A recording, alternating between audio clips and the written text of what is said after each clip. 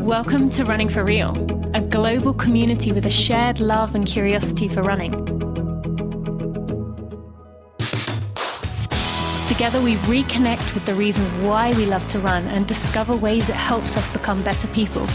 Whether it's the quiet moments of a morning run while the rest of the world still sleeps, or befriending the strangers next to you at the start line of a race, we are here to connect with others who see running as the common thread that weaves our lives together.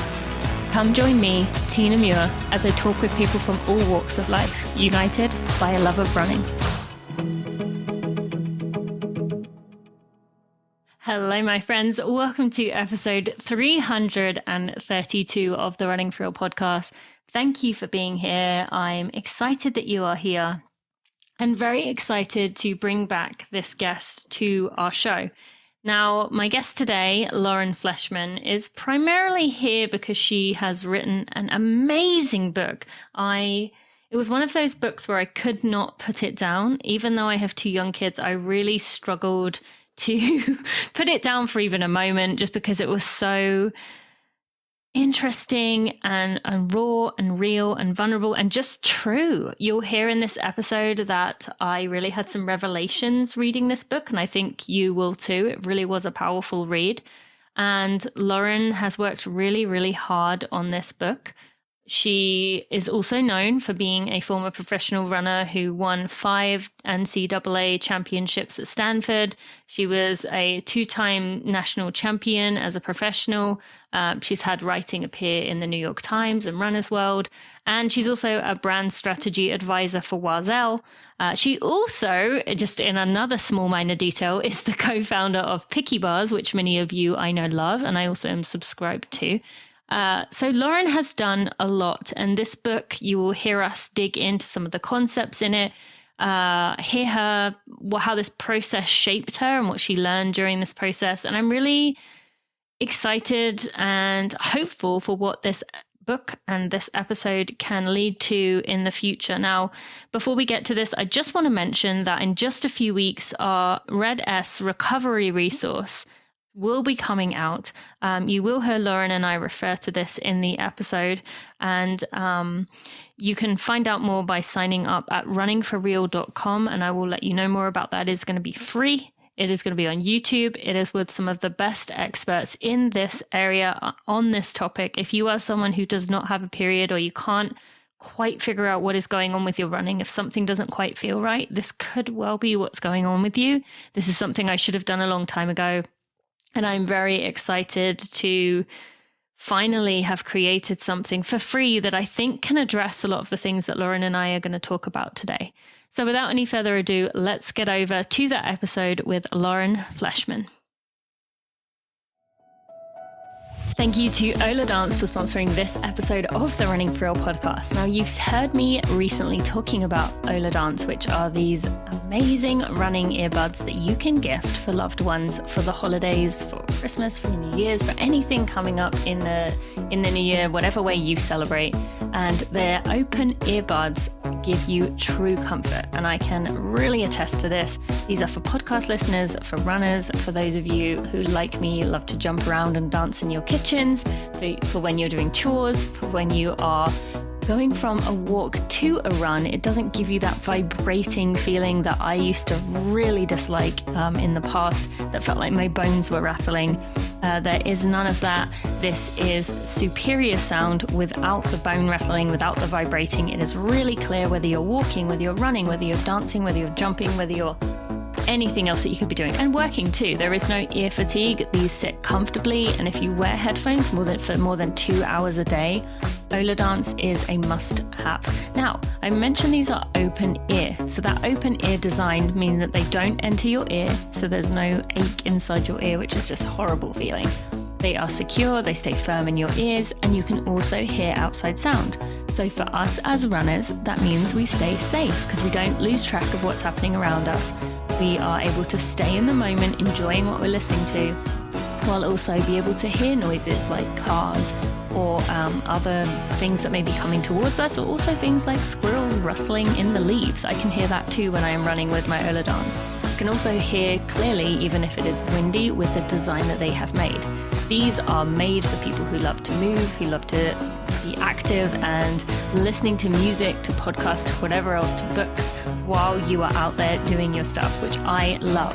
Now you, as a friend of mine, can go to oladance.com/Tina. That is oladance.com/Tina, and that will get you 20% off. Oladance.com/Tina will get you 20% off. Go check out those earbuds. They are amazing. I am loving them, and I can't wait to hear how much you are loving them too. Lauren, it's been a few years since you joined me, but welcome back to the Running for Real podcast. I'm excited you're here. Thanks for having me. I'm excited too. Yeah, and we did get to spend some time together just a few months ago, although it wasn't really any time together. We were maybe a meter or two apart, but we didn't really get much time to talk other than as a group. So I was bummed. Yeah, it was nice to share a room, but it would be good to well, we get to do it now. Yes, which is nice. And I want to actually hone in on one of those things. We were at dinner with I think there was 14 of us, people in the space, community leaders, just a group of us who went out for dinner, and we had, as best as people can have, a conversation individually, but also as a group in a very, very, very, very noisy restaurant. And we talked about ways of supporting one another, ways of what we could use help with, what we could give back to the group. And you very much live your life, from what I see, supporting one another. And there was something you said there that night that really stuck with me. And it's been something I've been trying to live my life by, which is that it took you a while to continue to support people who at first instigated that, like I'm going to beat them at whatever it is, or like, I don't want to support them. And you admitting that was so freeing for me, because while I'm much, much, much, much better at it than I used to be, I think it's something that we don't talk about much, in that it's still better to support and share people, even if there's still a tiny element of like jealousy or envy in you. So I'd love to start with that, because that really hit hard for me when you said that to the group. Yeah, well, I'm glad it stuck. But it definitely took me a while too. I think that we're competitive, and a natural feeling to have is one of jealousy. But jealousy is just someone else is doing something that you would like for yourself. Mm-hmm. It's a very complicated, stormy feeling, but at the heart, that's what it is. And so jealousy can be a beautiful thing to help you see what it is you actually do want. And the quicker we can recognize that that's what it's telling us, and take the attention off the actual person. Because if we keep the attention on the person, then we may react to those stormy feelings by not wanting to support their work, or feeling threatened by their work, or something else, and wasting a lot of energy in that space. And then when you have like an arena like this sports world, where it feels like resources can be scarce, and there's maybe only room for, it can be tempting to think there's only room for one podcaster in this space, or one coach of a female athlete team that is like leading or whatever. Like I could easily look at Shalane coaching at University of Oregon, or when she was at Bowerman Track Club, as like a threat that I was coaching at Little Wing, and you know, and what does this mean? Will there still be room for me? And those are all natural feelings, but I think that it's based on this false idea of scarcity, that what we should do when resources is scarce is push each other down so we can stay high. But really what we need to do when resources are scarce for our group is lift each other up, so that we have more powerful people at the top. And then we can influence the space as a whole a lot better than just our tiny little corner of it that we're protecting. Yeah, thank you so much for that. And it was good for me to hear, and I'm sure for others, but I wanted to begin with that because we are taught. So the majority of this interview today, we're going to be talking about your book, Good for a Girl, Woman Running in a Man's World. And the overarching kind of theme is that we blame women for a lot of societal issues, challenges, or just pressures that are placed on women. And when women don't react, or things don't go as maybe everyone thinks they will, or go to plan, it's the woman's fault.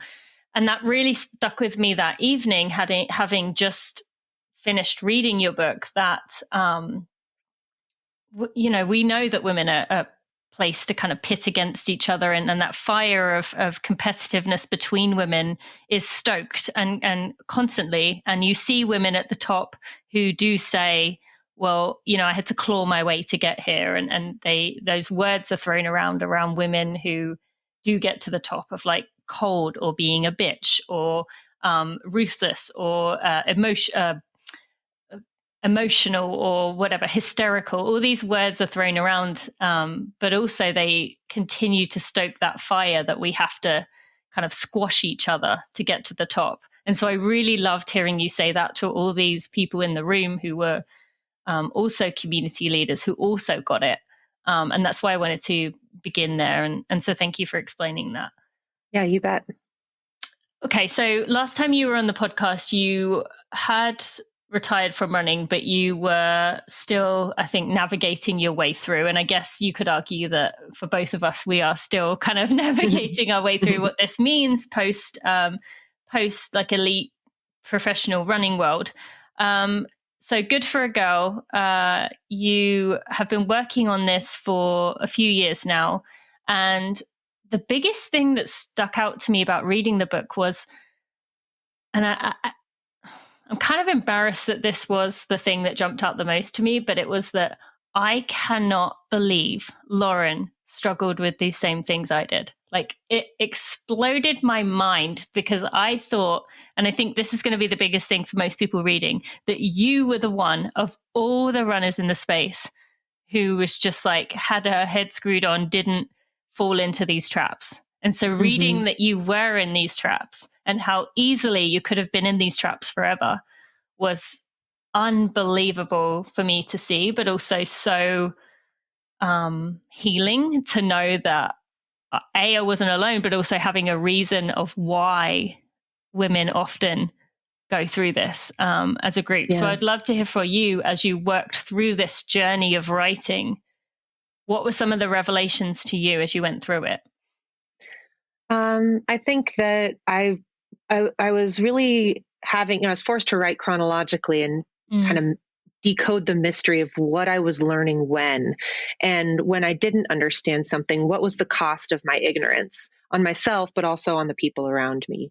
And so there's a dominant culture, and like a lot of times you think you're making decisions out of free will, but you're influenced heavily by the waters you're swimming in, right? Like that we're in essentially like a marinated space already.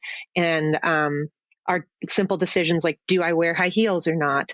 Or do I what do I think my body should look like to be successful? These things are influenced by things out of our control, and we have to decode them so that we can truly make decisions from a place of agency. So I think that it can be tough when you're 41 and you're writing a book, or 40 or whatever I was when I started it, and trying to, it was important to me not to be like, oh, now I'm wise and I figured all these or most of these things out, and from my perch, I will show you how other people make mistakes, because one, that is inaccurate. I made a lot of the same mistakes as you mentioned, but I think that there's a lot of power in the vulnerability of sharing how you gained the knowledge and over time, and where you screwed up. And because we have an attribution problem. And I think that one of the biggest things that makes me sad about the themes of my book is how many women are walking around with a false story of themselves based on the things that happen to them in sport. I mean, sport can and should be this massively empowering space, and in many ways it is, but it's also causing a disproportionate amount of harm to female athletes through things that can be prevented if we just understood them better. So yeah, I wanted to put attribution where it belongs, so that we can, which is on the scaffolding and the structures. Like most of the things are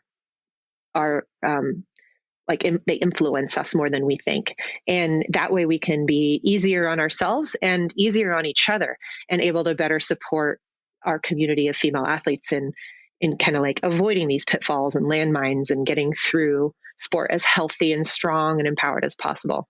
Mm-hmm. How much of that had you worked through? I mean, you obviously had a concept for the book of what you wanted to write about. How much of it had you processed about your journey, about yourself, looking back on those moments versus what you were doing? Did you have things come to you while you were writing that completely had been forgotten? Absolutely. I mean, there were like revelations made in my understanding of events all the way up through like the final edits. I think at the end, the very last chance I could cram an edit in, I was like, oh my God, I never realized that how much jealousy was driving that entire section of my life and my reaction to these events that happen in the book in this one chapter. Like I don't even know if the copy you read, the advanced reader copy, had that in it yet. I don't think it did, but it was like, whoa, light bulb moment. I was jealous. And when you can't identify the truth of that feeling, when you're not willing to look at that feeling, what your brain does is make up a story about other people, you know, and that story might not actually be true or not entirely true. So those were some of the things. I certainly came to understand my relationship with my dad over the course of the book in a way that I thought I had it figured out before I wrote the book, and I certainly did not. And then, as I realized how important it was for me to be the eyes that take people through these learning moments, because that gives it a pulse. And once I was like, oh shit, I'm going to need to be really vulnerable here for this to be as effective as possible, then I was spending a lot of time like in those scenes and processing how they really went down. And that was hard. It was a very difficult book to write. Like, I don't think the book's a downer personally, but I think that the experience of writing it, since it's such a slow, it was 2.5 years, and trying to get it right. I mean, I would spend weeks in a certain scene that was pretty painful to try to understand. And then you'll read it in like a page and a half and be done with it. Right. But, yeah, it was tough. And I know you did, was it, at least I saw a few times where you went and kind of locked yourself away in a cabin with writing. What did you do what did that look like for you? I mean, we hear people doing that, and I did actually do a cabin writing myself for my book that's coming out later next year. But for me, it wasn't at all what I expected it to be, that like locking yourself away situation. I envisioned kind of, what's that movie? Love Actually, where he's sitting in front of the lake and he's like typing, typing for hours. Like, that's what I had in my head, and it wasn't that. So I'd love your insight into what did those solo, I could imagine those are some of the hard times stints look like. Yeah, well, I had romanticized those types of places and things as well. And what they turned out to be was an absolute necessity, because I found that I was running away from some of the harder parts of the book to write and the puzzles that I hadn't unlocked yet. And then finding really any excuse not to go there. I was like avoidant behavior of difficult feelings and worried about being judged, worried about once I put it down, then not only will I have to sit with my inner critic for long periods of time, but I might have it wrong. And then someone might be mad at me. And then is this even worth it? And blah, blah, blah. Right. So there's plenty of, you can find any reason to like scrub behind the refrigerator, or suddenly now's a good time to organize all the photos in the attic. Like I'll literally do anything else besides go into that uncomfortable place. And so leaving the house, going to a cabin or like a hotel room or whatever it was, and just, I have my stuff. I still found ways to avoid it for several hours a day, but eventually I could just remind myself like, okay, I'm here to do the hard thing. So let's just take a crack at the hard thing, get a draft down. The book definitely wouldn't have been able to be written if I couldn't have had those times to get away. And I wouldn't have had those times to get away had I not had Jesse as a partner who was incredibly supportive and just really took over primary parent duties for like 2 years. Yeah. Yeah. And I want to get back on to about the concepts around what we're beginning to dive into just there. But quickly on that note of Jessie, did you talked about your relationship in the book, and I know other people are going to geek out about that part, but I want to mostly skip over that. But with what you just said right there, in terms of Jessie being the primary parent, I remember you saying about, I think I saw it on Twitter about like, or maybe it was on your podcast, letting him call the doctor's appointments and go to the doctor's appointments and do these things that are considered like a woman's work. How much did you struggle with that at the beginning to not only let go of those things, but to also maybe, was it difficult to accept I'm not the primary parent right now? And how did that make you feel? Yeah, I remember I had this heartbreaking moment when I came back from a trip working on the book, and Zadie, my youngest, was 4 at the time, and she fell and hurt herself, and she was closer to me, but she ran to her dad for comfort instead. And my oldest, I don't know if he has ever done that in his entire life, right?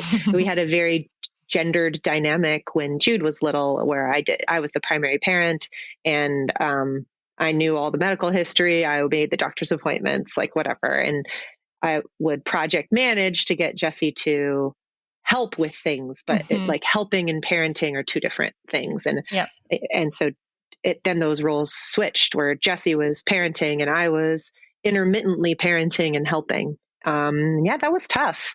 It's tough for some, also because to be good at something, you have to have practice. And at first he wasn't particularly good at it. Like he didn't know all the medical history of each kid, because I had been the one that expected to have to know those things at the doctor. So I was keeping like intricate mental track of all of it. So I had to be willing to go, all right, this is going to be done differently than I would do it. This is an opportunity for him to be proficient and like feel super empowered as a parent. And so that helped. And I mean, gosh, what an incredible gift to have both parents feel confident in their parenting skills, even though we still do things differently. We both have confidence in ourselves, which is great. Yeah. Thank you for sharing that. We talked at the beginning about, the blame that's placed on women. And you talked about how for many women, they'll have positive memories, experiences, but they carry what you called invisible wounds from their sport, and how we just kind of took those. That's the way things have always been. That's the way things are. But yeah, internalize that those, when things went wrong or the things that happened were our fault, and it's just, we should have done X, Y, Z better. Did you recognize that before you started the writing process? Was that the idea that you began with and then you started to dig into it? Or was that something you discovered during? I definitely, that was the motivation to write the book, was that I felt that I'm a super empathetic person.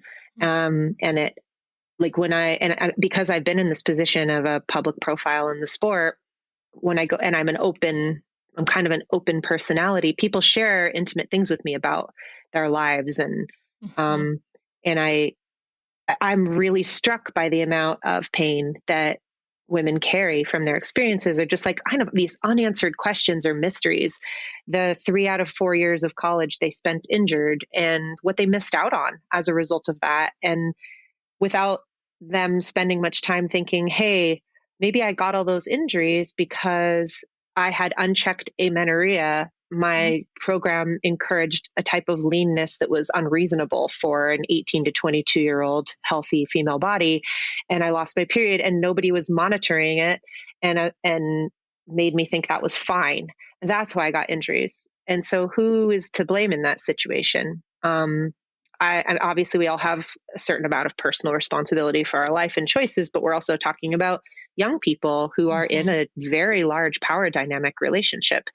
And the coach is the person who holds a lot of power over your life in high school and in college sports. And so I don't think it's unreasonable to have high expectations of of of them creating a safe environment for you to thrive.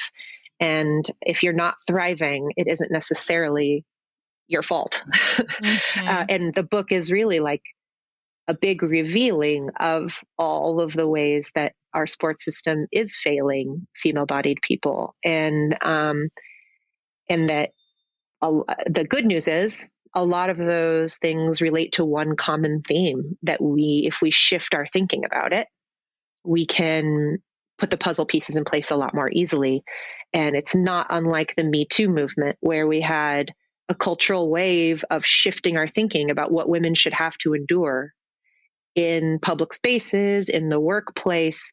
Should they have to endure being shoulder massaged by their boss, being commented on their appearance, all these things that previously were just like part of the deal. You just dealt with it. It came with it. And then we went, no, actually, we don't have to do that.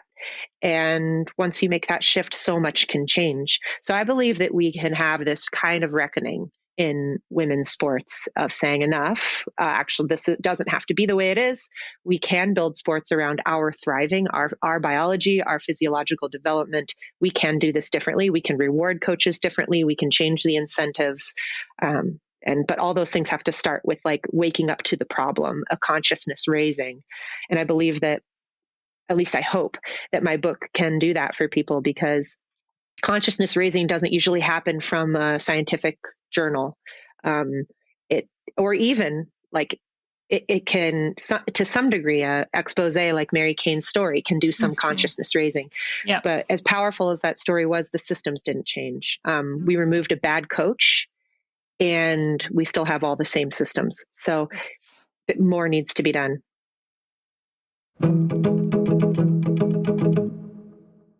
Thank you to Athletic Greens for partnering with Running for Real and myself and allowing us to continue the work that we are doing.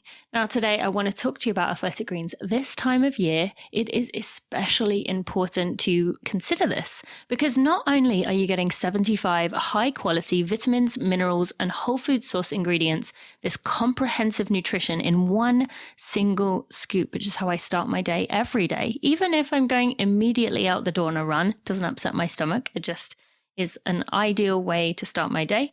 You're also building a daily habit in 1 minute, and it's going to promote your gut health, support your immunity, boost your energy, and more. Not only those things, but with your order, when you sign up through my code by going to athleticgreens.com/Tina, you are going to get a 1-year free supply of vitamin D3 and K2 plus 5 free travel packs. The vitamin D element is so important this time of year for most of us. We are coming into the winter. This is a time when our vitamin D levels drop. And if you let your vitamin D levels drop too much, it's going to wreak havoc with your training and with your life. It really is so important for us to keep that, as we are not getting the vitamin D exposure from the sun. And I love that Athletic Greens has decided that they are going to give us the opportunity to put those two things together, so you have everything you need in one scoop. I love having it every morning. I know it is going to take care of my gut, take care of my immunity, boost my energy, and help with recovery through superfoods, adaptogens, and antioxidants. It's like your insurance policy, so no matter what you eat in that day, you know you have given your body nutrient-dense foods, you have taken care of it, and you can go about your day and enjoy this season. So go to athleticgreens.com/Tina to check it out. That's athleticgreens.com/Tina.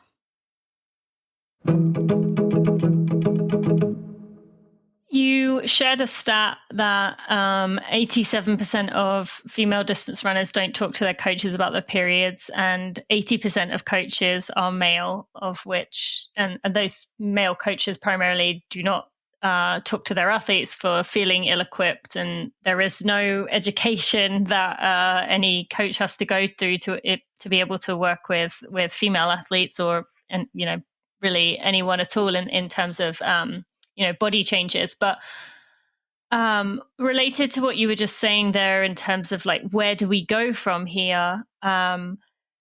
You talked about DeLong, who was your high school coach, in a very positive light, and how much of an influence he was in your life, and how important that relationship was to getting you to where you were today. But what do you think needs to happen? This is a conversation I've had so many times at the high school level, because this is really where we get the base, right? That goes all the way up to the top of the pyramid with the elite athletes. How do we access these coaches if they don't have to do anything? Is it, what do you see? We've talked about collegiate a lot more, and that's a bit easier. And I know you've spoken to this, but with high school, how do we get that change to happen where periods is something that people feel more comfortable in doing, especially if their coach is a male? Yeah, I mean, that's tough. I think that, DeLong didn't talk about periods either, to my knowledge. And a lot of what made my high school experience so great was DeLong, but also the dumb luck of being a super late bloomer. Yes. So I didn't face the things that my teammates were facing at the time they were facing them, where my body, I didn't get my period till I was 17 and got my first bra at the end of junior year. And those are things that kind of, those things sheltered me from the average female-bodied experience during those years. And I know that we had very little disordered eating on our team. We had a really strong culture. So I do feel like DeLong would have handled it well if I had gone through a more classic trajectory. So, but I think that's one of the things that's tricky is like, I don't know exactly. I don't have all the answers, obviously, but I do think that we just need to shift. We need to shift the framework overall. High school coaches, what is your job?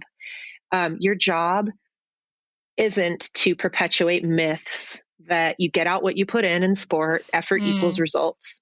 You're dealing with a fundamentally different improvement trajectory path of a female body that most of your team will not. That is not a true statement for every year of their life. There will be, if they're living a completely normal development curve that leads towards their ultimate potential in their 20s, there will be times where they put more effort in and they get less out than they did the year before. And if you preach these things as if they're the gold standard, that's like gaslighting your athletes, right? Sure. It's telling them that if you're not improving when you're doing this, something's wrong with you. Actually, something's wrong with the slogan you're using. Similarly, like PRs, a lot of coaches think they're empowering athletes by making it about PRs because that's a personal record. You're comparing yourself only to yourself versus saying, caring too much about who's making the travel or the varsity squad or who's scoring the points and winning the titles and all that.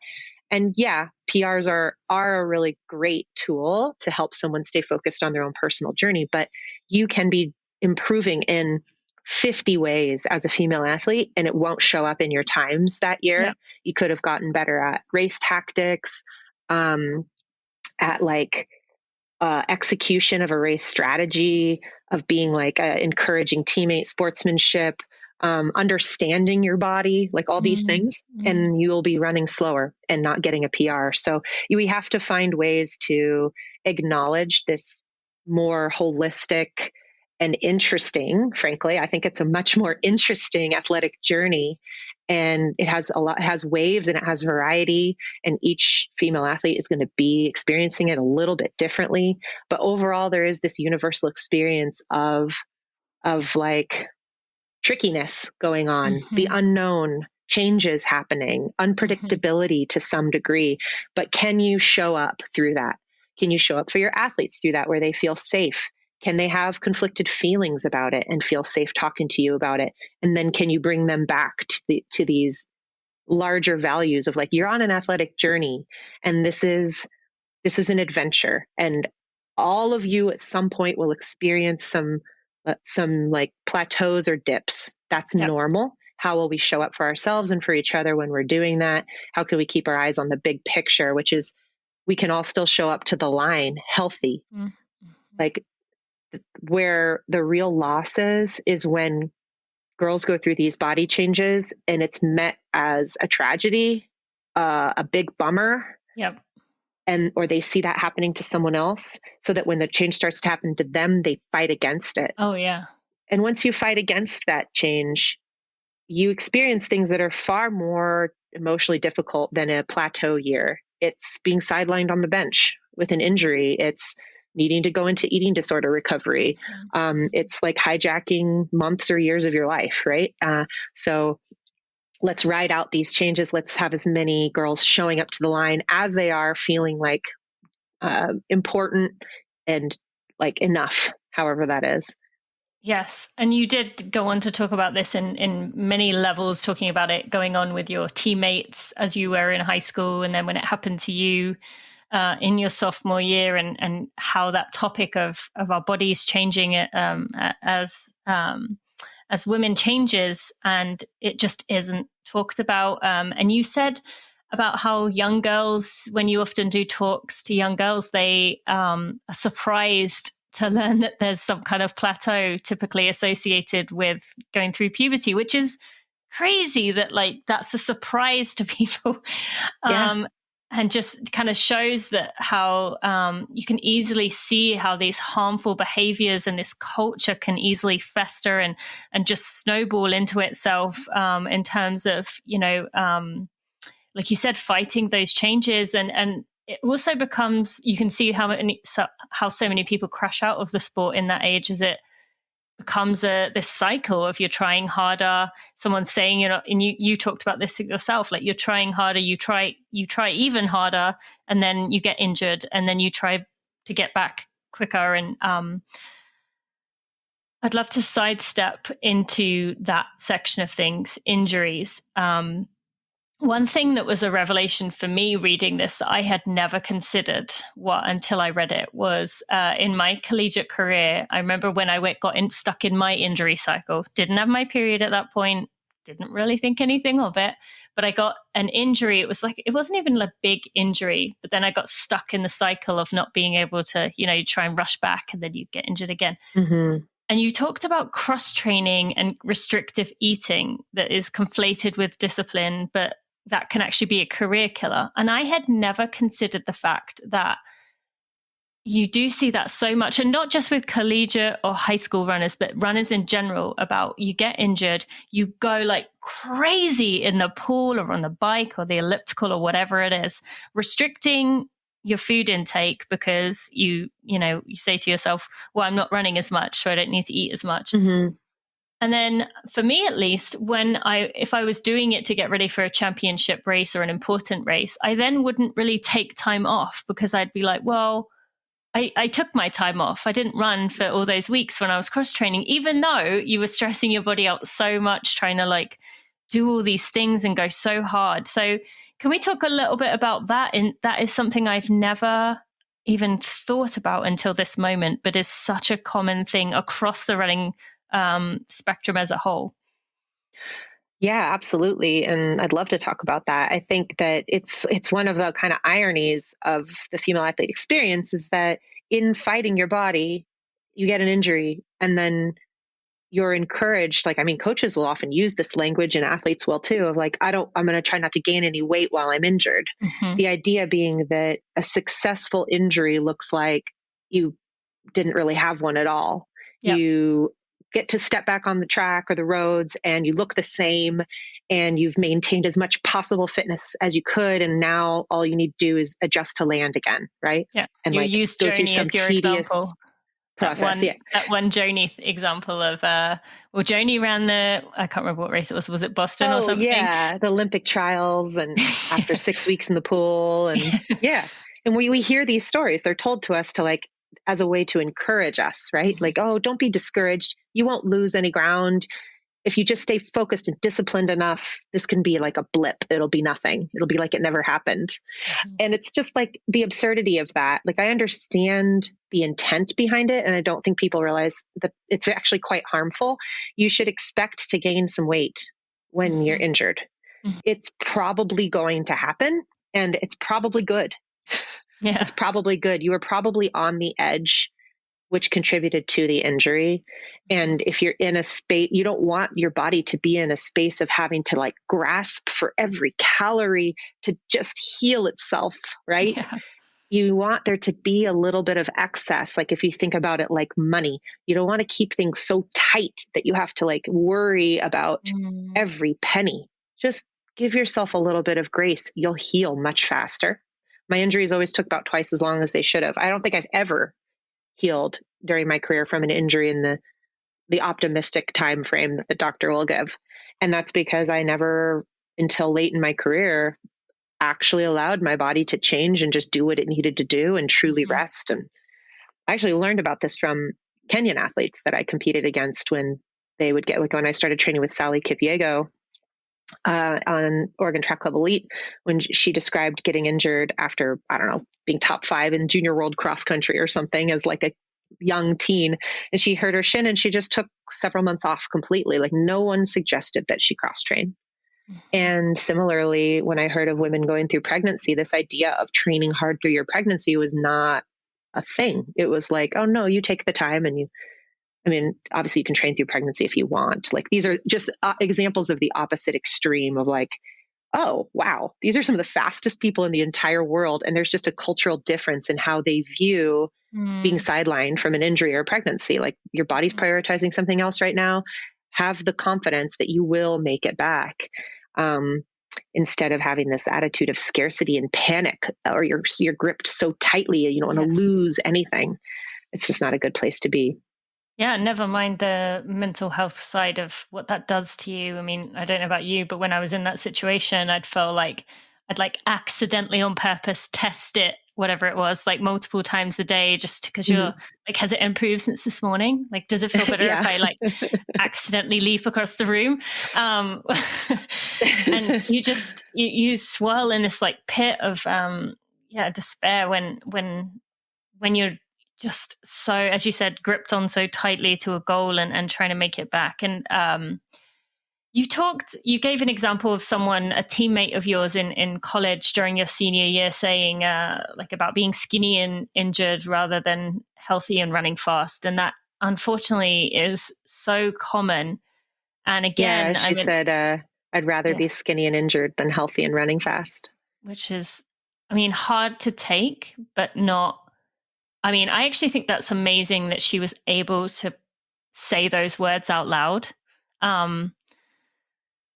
I would imagine that's the case for a lot of people, but not able to have that awareness and honesty with themselves to be able to say that. And I mentioned at the beginning that, it really surprised me that you had been through a lot of these waves, and throughout the book you talk about, your body changing and trying to, combat some of that. And then in your senior year, trying to get your VO2 max up, which maybe you can tell the listeners a little bit about that, because it is quite, I'm sure looking back on that, trying to get your VO2 max up, so I'm going to try and outsmart my body, is quite like a fun/funny thing to look back on. Like, what was I doing? Yeah, totally. Well, I think that there's a theme in the book of, science is something that we need to be paying attention to and leaning on, but it's also imperfect.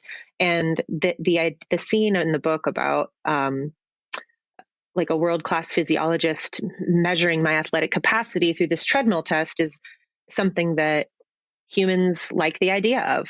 We love the idea of like, can I test something to see what I can really do? Is there a magical formula that can tell me something that will help me? And in the end, I got this number, and the number is a formula that humans invented, that one of the variables is kilograms of body weight. And so if you want to change the end result, you can change one of those variables, and one of those is kilograms body weight. Theoretically, you lose weight, then you can make your VO2 higher. And that was, it's just like, it's a formula. Like, think about the human body and how complex it is, that your lungs are breathing for you right now. And like your heart just keeps beating, and your immune system is fighting off things you don't even know are in there, right? Like there's so much more going on than we could ever, as little peon brain animals, reduce to a formula. And that, but it's powerful because you're searching for answers and you're searching for control, and you want to know that the effort you're putting in is worth it, that it matters, that it's going somewhere that's valued. And then similarly, this idea of race weight being like this ridiculous idea that there is some weight, some magical weight where you will be your best. And just thinking about how the VO2 max idea, like when you go too far down the science route, you can just find these traps that get you fixated on these things that end up harming you way more than they ever could have helped you. They take up so much headspace. They're just like theories, really. Like they're, yeah. And the research didn't include female bodies, most likely, Yes, because 90% of the science doesn't. So you're making some pretty big leaps to assume that it will all apply to female bodied people exactly the same. And we know that that's not actually true. When you watch races there, or like look at the 2021 US gymnastics team versus 1996, like, or Serena Williams's body, like there's more body diversity possible for a female champion than we have told ourselves or than we've been led to believe. And there's message continues to get preached that there's actually there's one way to look. This is what elite looks like. And it's just not true. But when we see an exception to that, we view it as an exception. And we hear people say things like, oh, imagine how good she'd be if she lost some weight. It's like, that's one of the biggest things that I hope people shift their mindset in is stop assuming that female bodies work like male bodies. Be open to the fact that we don't really know. We really don't know. So just look for the evidence. And when you see what you thought was an exception, maybe look at it as a new rule that a wide variety of bodies are actually capable of being exceptional. And I certainly found that to be the case by the time I got to the end of my career. I ran my 2 fastest 5Ks 8 pounds apart. And there's no physiology calculator that would tell you that that is the best, like that's even possible. To be within 2 seconds of my performances in a 5K 8 pounds apart is pretty dramatic.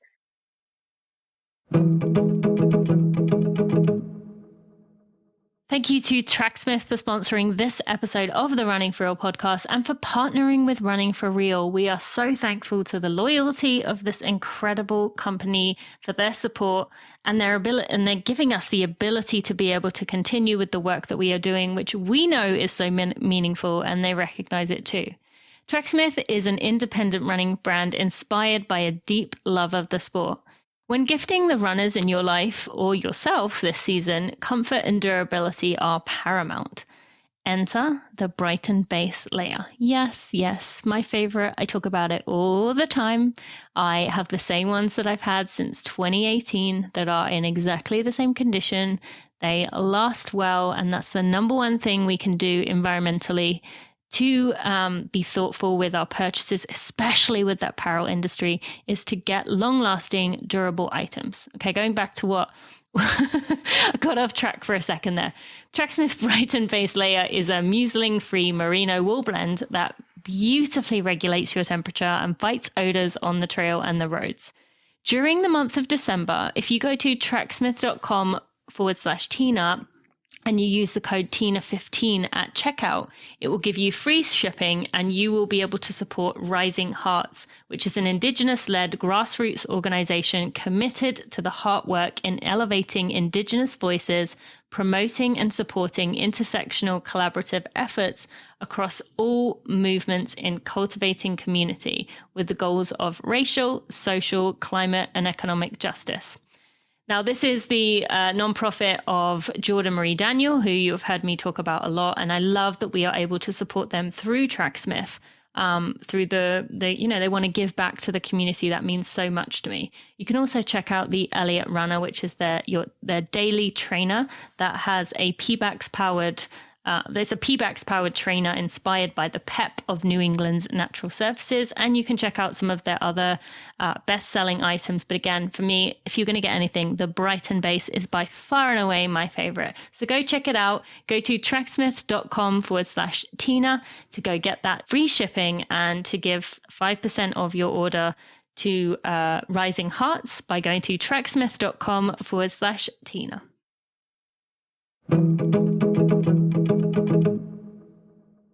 On that note, you did talk about how you had a lot of what you were doing, and maybe this is what you were referring to about jealousy after. I don't know, maybe it was, maybe it wasn't. It was all driven by a desire to match those people around you. match the other elites, match the other people. And I've talked about this endlessly, in that was what drove me in a lot of ways with my disordered eating, with my lack of periods. Was, I think the average recreational runner finds this hard to kind of wrap their head around, about how someone like you or I could be standing on a start line and you're looking around and you're like, I've mentioned many times that I thought to myself, like, I'm the big one here. When looking back at pictures of myself now, I'm like, are you kidding me? Like, you looked just like everyone else. But how that is a driving force for a lot of the change. And you talked about your perfectionism can feel, or you can believe that your perfectionism is serving you through. It looks on the surface like everything's going well. You haven't had the crash yet of the big injuries. So can we talk about, amenorrhea and periods, how, because of the lack of research, as you just referred to there, because of the lack of conversations around this, it does feel like periods are just like, oh, my period happened to land on this day, even though, research has proven that that's when you're most competitive and fierce. We still see it as this, like, oh, why did it have to happen now? It's very much like a thing that if you lose it, it's, you and I can both attest to this. It's like well, I guess I don't have to worry about that anymore. That's a relief, even if that little niggling voice deep inside is saying, this is not a good idea. So let's talk about that piece a little bit, and how a lot of it is driven by what you look like. So even though that comment of that teammate of yours to us seems really like, wow, in some ways it was also driving us. Yeah, it is. I mean, we're told, it all starts with being told there's this narrow view of what fast looks like, or elite looks like, that we need to fundamentally challenge. And then we also need to assess the cost benefit of ingesting that. Like if it's going to make you spend massive amounts of energy picking yourself apart in the mirror, eroding your confidence, like the single most important thing for an athlete's performance is confidence. It matters more than if you have a little cold oftentimes, or you've already run a 10K the day before. I mean, we know this. Confidence is the most important thing. It's worth way more than 4 pounds or 5 pounds of whatever you thought you needed to be lighter. And so, yeah, with the menstrual cycle, because it's invisible, 87% of female athletes don't feel comfortable talking about it. Coaches don't feel comfortable talking about it. We aren't receiving this message that our period is actually super important. There's still this misconception that the period is for reproduction. It's for some later day when fertility is important to us.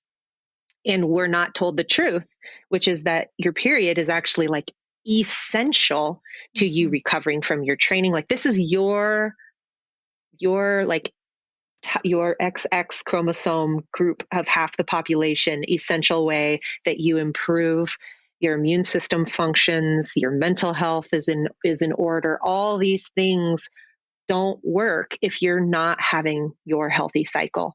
So it's about much more. It also happens to have to do with reproduction. But these are your internal mechanisms that are essential. They shouldn't be sensitive subjects. They should just be like, I don't know, just like anything else. You should just be talking about them like anything else. And then I think if we just changed the culture around that and we made it easy to talk about, we helped coaches get over their fear of speaking about it. We also need to re-educate women that it should not be a sensitive subject. And that's hard to do in a culture that is taking away women's reproductive rights, right? And makes us scared to use period tracking apps. So I have a lot of obviously compassion for the complexity of the issue, but if we're just looking at how do we change the culture of the sport, we have to find a way to make it safe and comfortable to talk about these things and to shift how women view their essential functions. Yes. And I mentioned to you about a recovery resource that we are creating at Running for Real at the end of the month, which we hope will be partly to do that education piece for coaches. Around the world. But you have talked about the various waves of time that you went without a period, and times you were able to quote unquote get away with it. You didn't really have any injuries. I'm curious for you. Do you think a lot of the injuries that you had later in your career, do you think those were side effects? Do you think those were knock-on effects from those times, or do you think those were unrelated? I believe that they were knock-on effects. And I don't say that with full force in the book because I wanted to acknowledge how squirrely it is, like how difficult it was in those moments to know what is the cause, because that is the experience we're facing right now. That's the reality of it. If we're not talking about REDS, if we're not providing a wider range of body types that are associated with elite, if we're not doing that, then a woman never really knows why the thing that's going wrong is going wrong. And that is yet another unfortunate part of being a female athlete, is that, and another unfortunate side effect of the invisibility of our experiences is you spend a lot of time being unable to solve solvable problems and then going down the road and making the same mistakes over and over again because nobody has just told you, hey, here, like, look at this. This is probably what's going on. And I do believe that when you compromise your bone density with disordered eating, even if in my case, I never went into like osteoporosis range, but I ended up with low bone density in my spine that I actually don't even know what the status of it is now. But if it was low in the spine, it was certainly lowering in other places too. And if I was worried about my weight all the time, which I was, even though I could say, oh, I was better off than a lot of people, I still was worried about it. It was still taking up a reasonable amount of headspace. Yeah. I probably wasn't fueling myself properly. I probably was making a lot of decisions based on math instead of what does my body need right now? Am I hungry? Am I full? Whatever. And so of course I'm going to get hurt when I'm training at a high level and not fueling properly. And then there's also the element of like, once you get one injury, you can end up with an imbalance and be more susceptible to more injuries. But I feel like, man, I spent so much time in physical therapist's office. I really did my absolute best to address that side of things. And yet things kept happening. Yeah. Well, and I find it interesting to think about, I have thought many times about, people always ask me about going back to the elite world, and I haven't wanted to with a desire to, but I wonder how much damage I did do and how much I would be paying for it in this second part of life if I did want to go there. And I'm kind of glad that I don't in many ways for that reason. But I think, I was just like listening to you say that. I think that it would be helpful if people thought about, if they use the reference point of like your immune system, like people pretty widely accept that if you have gone through a really stressful week where you're not sleeping enough, your likelihood of getting sick is higher. Like post finals week, people tend to get sick after, a massive amount of travel where you're not resting properly, you're likely to get sick, but especially stress. People understand now, oh, that compromises my immune system. There may be a price to this later. And that's what's going on with chronic underfueling is that you're going to pay a price for that later. And if people really thought about that, it would help them weigh those decisions more and not take it so lightly. Absolutely. Yes, you were absolutely right there. I'm curious to you, this might be quite a hard question. I always find it hard when people ask me this because of just having friends in the space and it being such a delicate topic. At both the high school, collegiate, you can answer these separately or together, and professional running world, do you think it is possible to be at that top level and not have some version of disordered eating? I mean, you'd mentioned about Kim Smith maybe being an exception, or maybe is that an example? What are your thoughts on that? I definitely think it's possible. I 100% believe it's possible. I think that it's something that's become so ingrained in the culture that we think it has to exist. But then once you've been around people with a healthy relationship with food who are excellent, you're like, oh, that's possible. And then once I was able to heal and recover from that type of thinking and competed better, really, like at least at the same level that I was before, but felt so much better doing it, was able to enjoy the victories more, was just more in my body and more alive. Yeah, I think it's why we haven't broken through from, especially from like a lot of these Western countries. Like I think the UK, I think that United States, Australia, I don't know about the majority of New Zealand, but these problems are so ubiquitous, and most of us are having pretty unpredictable careers. We're having high moments. We're having moments where we're off the map. So maybe we would all have a lot more consistency if we shifted the culture. That's so true.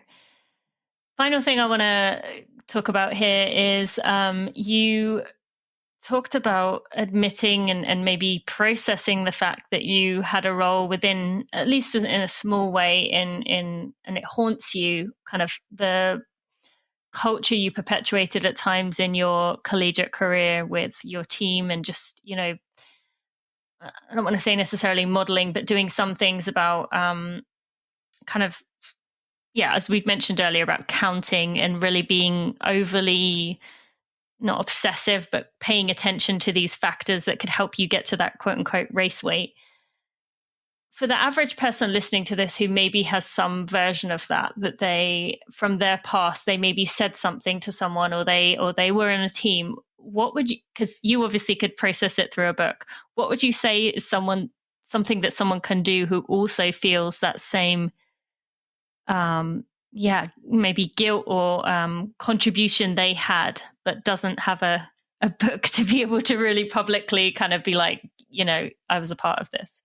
Yeah, I think we're all complicit. And I think that feeling guilty about it is okay. Feeling ashamed of it is just going to get in the way of doing something about it. And it's so ubiquitous. We've inherited this culture. I think spend as little time in guilt as you can and move towards action.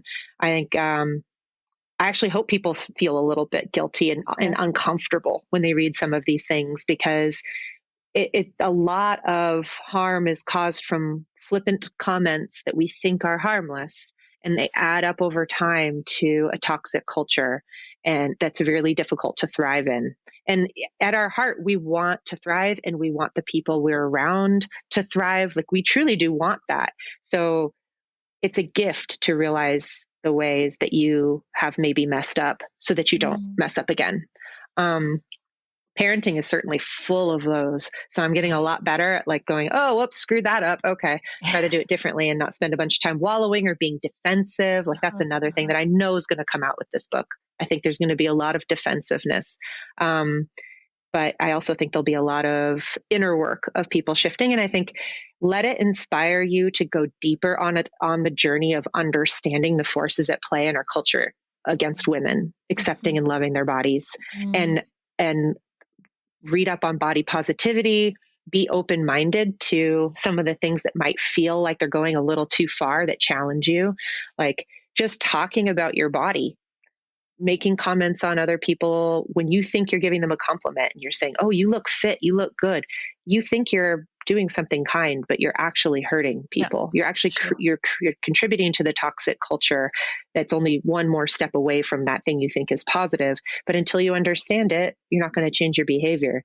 So you have to, I'd say just like embrace it, get in there, do it.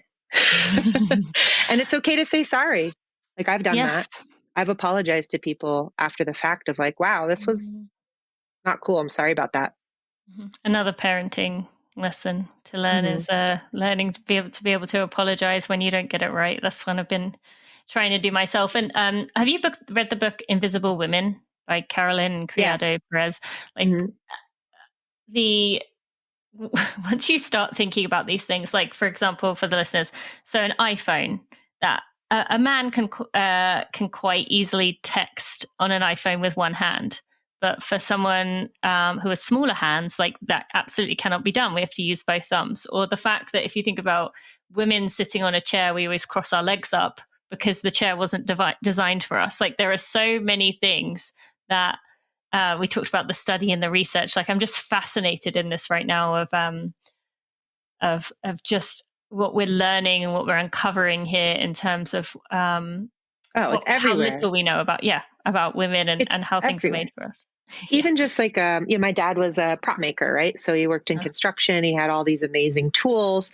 A tool like a socket wrench, for example, is like built to allow you to create torque so you can loosen something that you couldn't loosen with your bare hand.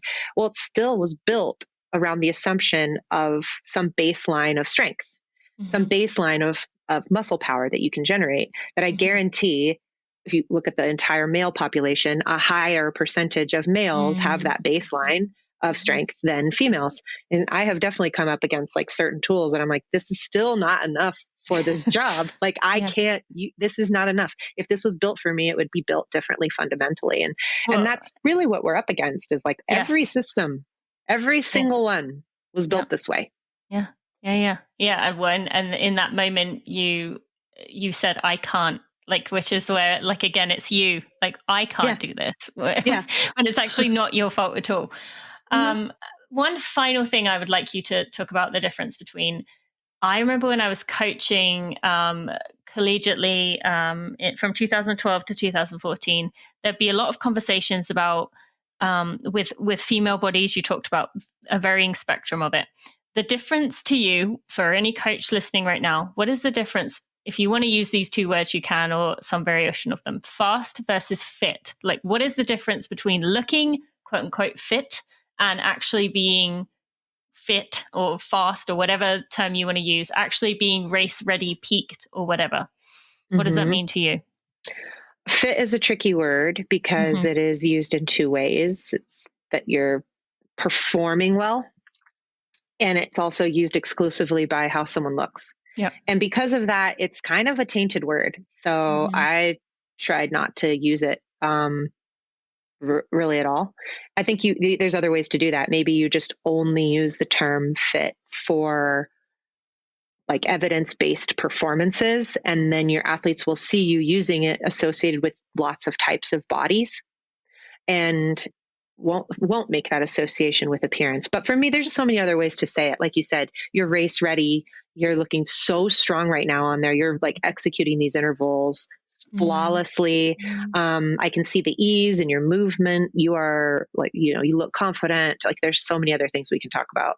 Yeah. So I would focus on that. I think for anyone coaching 13 to 22-year-old women, I really don't think we should be commenting on their bodies like at all. And I know some people are like, oh, that's too far. You're just like digging your head in the sand, pretending it doesn't matter at all. And I'm just like, dude, this is not the professional level here. We're talking about putting people through a system that's meant to be additive to their life, that's meant to give them confidence and agency and a view of their bodies that is different from their like being sexually approved of by others. It's like, it should be doing that. That's what you should be doing. You should be a pipeline for people graduating and still loving the sport, graduating and feeling like they know themselves, that they know how to listen to themselves.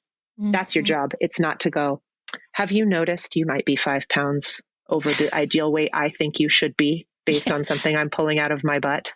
Did you notice that? Like, I'm sorry. Yeah. No, I'm with you. Thank you for that. I think I hope that's what the book will do, make people think, especially coaches, in terms of what they've been using as a way of determining when someone's ready to run fast and when they're not. So Good for a Girl, a woman running in a man's world, is available now. Lauren, where can people go find you? We'll put links in the show notes to the book, but where else would you like to send them? For kid pics and outdoor adventures, Fleshman Flyer on Instagram, plus some educational content. And then Twitter, I'm like just getting back on there. I used to be really active, but I'm Lauren Fleshman on Twitter. And then my website's laurenfleshman.com. And I don't know, follow me on those things and maybe I'll get to come find me at a book event sometime. Yes. Well, thank you so much for all the emotion, rawness, vulnerability you put into your book. I really believe it's the book we've needed for a long time. I appreciate you and all that you do and have continued to do, but also have done in the past. So yeah, really look up to you. So thank you so much. Thank you for all you're doing, and thank you for the thoughtful read of the book. And I really appreciate the close read and the fantastic questions. Thank you. Thank you. The Running for Real podcast and everything we do here at Running for Real would not be possible if it wasn't for the Running for Real team. While I am the person who you hear from most often and maybe the face of the brand, the rest of our team are such critical pieces of what we do, and without them, I think I'd just be running around in circles with ideas. So I want to take a moment to thank our team. To Jeremy Nessel, who's been with me since the very beginning, Kat McKay, Sally Pontarelli, Kelsey Wang, Sandy Gutierrez, Louise Murphy, Andrew Basola, Alexandria Will, and Maria Vargas. Thank you to each and every one of you for all that you give to Running for Real and our community. I appreciate you, and I'm so thankful for having you as a part of the team. So thankful to Lauren for her vulnerability, for her willingness to growth, and just her the role model that she's been to myself and so many others. She pushes me to continue to try to be better myself, to try and do the right thing as much as I can. And I'm just really thankful for the role that she has played for so many of us in just trusting our hearts as we move through the world. Now, I mentioned at the beginning a little bit about our Red S recovery resource, which is coming soon for free on YouTube. There will also be a part that is separate for someone who is going through Red S and wants to work on that with a group, with people who are also struggling through it as well. But I want to let you know that we will be updating more about that over the coming weeks. You will get to know first inside information when you sign up at runningforreal.com. You can also check out the links that we mentioned today, the book, our sponsors at runningforreal.com/episode 332. I also want to put links, or I will have links in there for our sponsors today, which are Oladance. Go check out those wearable stereos. They are fantastic. The sound is just unparalleled. They are very, very comfortable. You can wear them the whole day, and I have to test them out, and you definitely should go check them out. You can go to oladanceshop.com. That's OLADANCE shop.com /Tina, and that will get you 20% off over there. You can also go check out Athletic Greens by going to athleticgreens.com /Tina to get that 1 year free supply of vitamin D. And finally, to Tracksmith. Thank you to Tracksmith for your continued and loyal support of Running for Real. You can go to tracksmith.com /Tina to go check out some of my favorite items. And also, when you do that, 5% of whatever you spend there will go to Rising Hearts, which is Jordan Marie Daniels' nonprofit doing amazing work for the Indigenous communities in the US in the running space. With that, I want to thank Lauren. I want to thank you for being here, and I'll see you next week.